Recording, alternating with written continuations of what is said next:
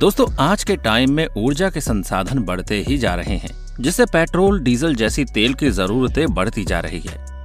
लेकिन क्या आपको पता है कि इस तेल को समुद्र से कैसे निकाला जाता है? कैसे इसमें काम करने वाले कर्मचारी अपनी जान पर खेलकर समुद्र के कुएं में से तेल निकालते हैं? पेट्रोल कैसे बनता है और उसे समंदर के अंदर से कैसे निकाला जाता है? Demand is always directly proportional to increase in price of product. मतलब कि मांग हमेशा से उत्पाद की वृद्धि में सीधे सहायक होती है। आज के समय में इसका उदाहरण जाहिर तौर पर हर पेट्रोल पंप पर दिखाई देता है। बढ़ते समय के साथ जैसे जैसे पेट्रोल और डीजल की डिमांड बढ़ती जा रही है, वैसे वैसे इसकी कीमत में इजाफा हो रहा है। शुरुआत में जो पेट्रोल आया था, तब लोगों के पास कम साधन होते थे, तब इसकी जरूरत कम थी, और आज के समय में हर किसी घर के हर सदस्य के लिए अलग अलग गाड़ियां हैं। ऐसे में आज की हमारी इस वीडियो में हम जानेंगे कि आखिर कैसे समुद्र में से तेल निकाला जाता है और इस दौरान लोगों को कितनी मुसीबतों का सामना करना पड़ता है। तो बने रहिए हमारे साथ वीडियो के एंड तक। आपको ये जानकर आश्चर्य हो सकता है कि पृथ्वी के लगभग 70% हिस्से में केवल समुद्र ही है। इंसान और बाकी बचे जीव जंतुओं के हिस्से में केवल 20 या 30% भूमि ही आती है, किंतु मात्र इतनी भूमि भी हमारे लिए पर्याप्त है। हालांकि इन विशालकाय समुद्रों पर कई बड़े बड़े देशों की अर्थव्यवस्थाएं निर्भर करती है, जिन्होंने समुद्र में अकूत मात्रा में छिपी बहुमूल्य समुद्री संपदा को बेचकर अपार धन अर्जित किया है। समुद्री तेल एक पक्षी के उड़ने की क्षमता को कम कर सकता है। ये उनके पाचन तंत्र को प्रभावित करता है और गुर्दे की क्षति का कारण भी बन सकता है। तेल एक जानवर को अंधा भी कर सकता है, जिससे वो रक्षाहीन हो जाता है, और फेफड़ों या यकृत में तेल में प्रवेश करने से उनकी मृत्यु हो सकती है। इसके अलावा तेल रिसाव भी वायु गुणवत्ता को नुकसान पहुंचा सकता है। कच्चे तेल में रसायन ज्यादातर हाइड्रोकार्बन होते हैं, जिनमें बेंजीन, टोल्यूनी और ऑक्सीजन युक्त पॉलीसाइक्लिक एरोमेटिक हाइड्रोकार्बन जैसे जहरीले रसायन होते हैं। ये रसायन मानव शरीर में सांस लेने पर प्रतिकूल स्वास्थ्य प्रभाव डाल सकते हैं। सोचिए कि यदि परिणाम इतने गंभीर हैं, तो हमें समुद्री तेल निकासी से संबंध में कितने कठोर कानूनों और व्यापक जागरूकता की आवश्यकता है।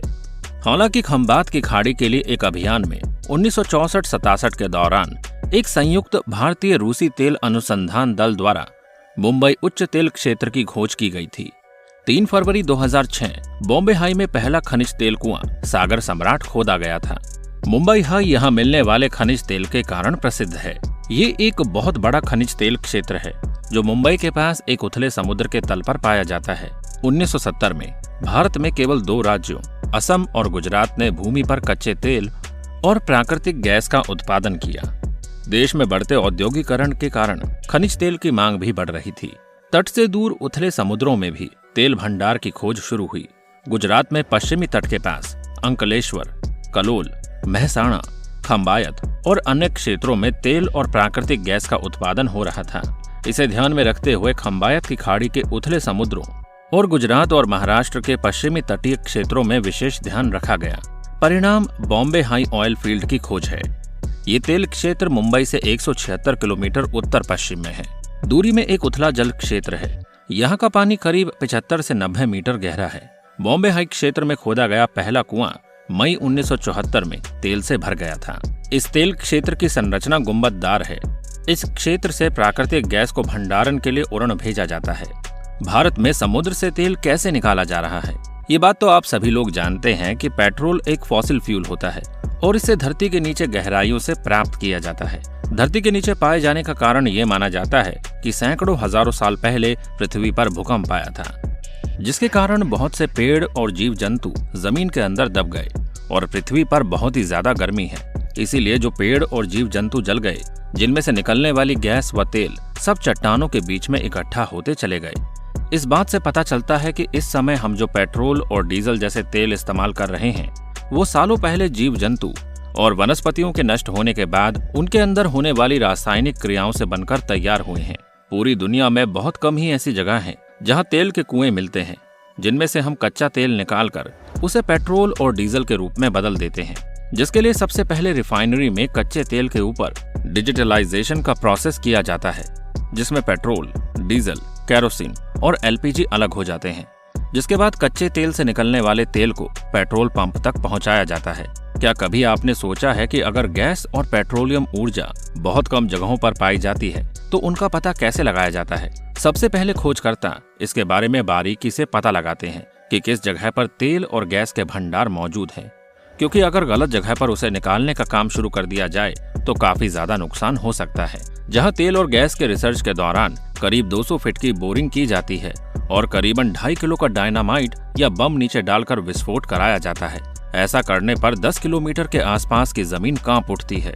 विस्फोट के बाद जो कॉस्मिक तरंगें निकलती है, इन तरंगों को सिस्मिक फोन की मदद से रिकॉर्ड किया जाता है और जो डेटा होता है उसे जियोलॉजिस्ट द्वारा सुपर कंप्यूटर की मदद से एनालाइज किया जाता है, क्योंकि इस डेटा के एनालिसिस के बाद ही पता चलता है कि किस साइट पर कितनी मात्रा में गैस और तेल के भंडार मौजूद हैं। अगर तेल बहुत ज्यादा मात्रा में है और अच्छे तरीके से है तो उसके बाद ही कच्चे तेल को निकालने के लिए कुएं खोदे जाते हैं। जमीन के अंदर तेल और गैस के भंडारों का पता लगाने के लिए इस तरीके को सिस्मिक एक्सप्लोरेशन कहते हैं और इस तरह का प्रोसेस इस जमीन पर अपनाया जाता है। लेकिन जब समुद्र की गहराई में तेल कुएं खोदने की बात आती है तो इसका तरीका थोड़ा सा अलग होता है, जहां समुद्री जहाज की मदद से एक पानी के अंदर सिस्मिक तरंगे छोड़ी जाती है।